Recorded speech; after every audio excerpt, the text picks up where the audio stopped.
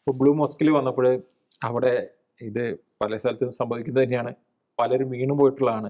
അതേ അവസ്ഥയിലൂടെ മാർപ്പാപ്പയ്ക്ക് കടന്നു പോകേണ്ടി വന്നു. അതല്ലെങ്കിൽ ആരുടെ അടുത്തും ചിലർ പ്രയോഗിക്കുന്ന ഒരു കൊച്ചു തന്ത്രം, ആ തന്ത്രമാണ് മാർപ്പാപ്പയുടെ അടുത്ത് അവർ പ്രയോഗിച്ചത്. അവർ തന്നെയാണ് ആ തന്ത്രം വെളിപ്പെടുത്തിയത്.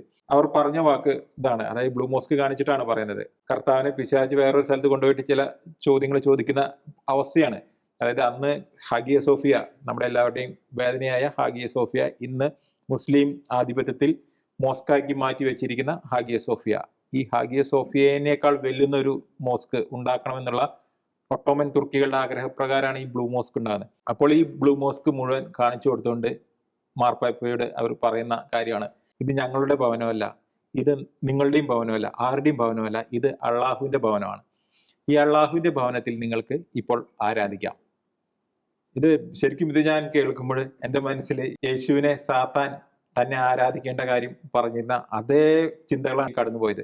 അപ്പോൾ അവിടെ യേശു പറയുന്ന മറുപടിയുണ്ട്, നിന്റെ ദൈവമായ കർത്താവിനെ നീ ആരാധിക്കണം, അവനെ മാത്രമേ പൂജിക്കാവൂ. ഇതേ ഗാംഭീര്യത്തോടുകൂടിയാണ് മാർപ്പാപ്പ മറുപടി പറയുന്നത്. സ്നേഹപൂർവ്വം മാർപ്പാപ്പ ആ ക്ഷണത്തെ നിരസിക്കുകയാണ്.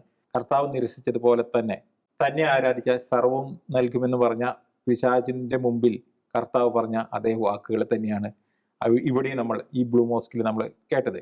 ഇതാണ് ധീരത, ഇതാണ് നിലപാട്, ഇതായിരിക്കണം ഒരു ക്രിസ്ത്യാനിയുടെ നിലപാട്. അതല്ലാതെ എല്ലാം കൂടി മിക്സ് ചെയ്തിട്ടുള്ള ഒരു അവിയൽ പരുവത്തിലുള്ള ഒരു വിശ്വാസമല്ല ക്രിസ്ത്യാനികളുടേത്. സ്നേഹം വേണം. ഏത് സഹോദരനെയും എത്രത്തോളം സ്നേഹിക്കാമോ അത്രത്തോളം അവന് സ്നേഹം നൽകണം.